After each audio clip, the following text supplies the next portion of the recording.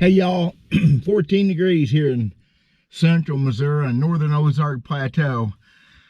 I don't even have the heater running. I just want to come in. My wife's busy and do a little quick video for y'all. Something really cool I watched while I go on YouTube. I want you to see it. I'm Dale Verts. We'll be back in just a second. Won't be much longer than that, I promise.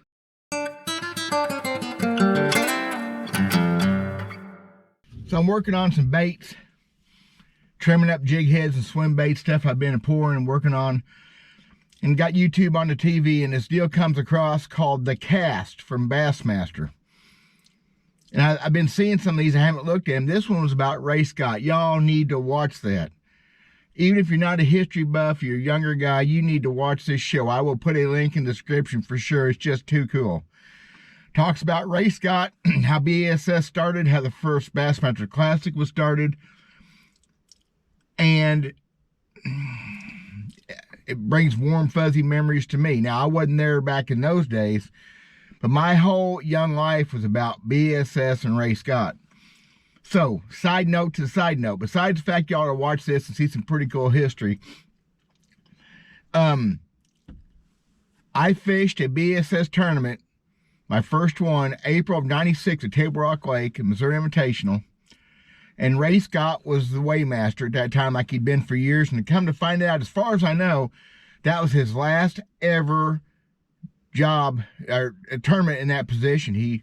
Things were changing with B.A.S.S. I'm going to talk about that in another video. He kept doing the Classic. As far as I know, that was his last invitational, what they call opens now. That was the last, well, no, actually they call them elites now because that was the elites then. Opens were... It's all confusing.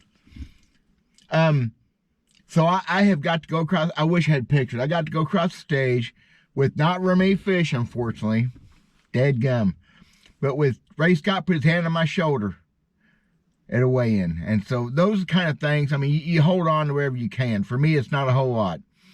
Of all the tournaments I have won and good finishes I've had, I never made it in the pro ranks. But Ray Scott was at a weigh-in with me, talked to me about my fishing. How's that for neat?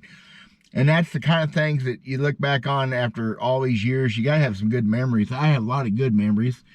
Ray Scott. Ray Scott was a butthole in a very good way.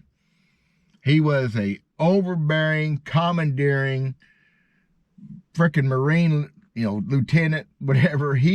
Man, he got the job done. And even if you're not a tournament fisherman, what Ray Scott did for this industry, that's not sport, industry, it's what's made it all happen. It's why we got the cool technology, too cool. It all started with his vision. This documentary, there was things I had never seen, because I'm not old enough, about tournament fishing in the 60s before Ray Scott started it, before he brought some credence to it.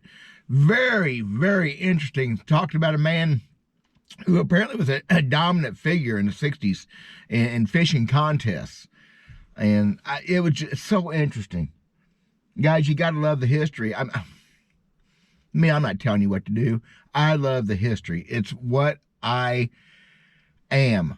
Once you've lived history, you start appreciating it. And I like this a whole lot better than I like something that happened medieval times. Sorry, it's just what it is. The days we used to battle the bass, and that's all that mattered. The other anglers are second rate to your way of thinking. You could not put, and still don't. It's you and the bass. And these, back in those days, and Ray Scott made it all happen. He did. Not by himself. Bob Cobb's in this thing. Dewey Kendrick, who became a tournament director, or, well, the MC too. He was at my next tournament, Lake Ozarks. I got to go across the stage with Dewey Kendrick. Missed Harold Sharp. I've seen Harold Sharp at weigh-ins back in the day. Used to go to B.A.S.S tournaments when I was younger, whenever we could. Starting in '82 was my first one. And go to them when we could. And old Harold Sharp. Just cool names.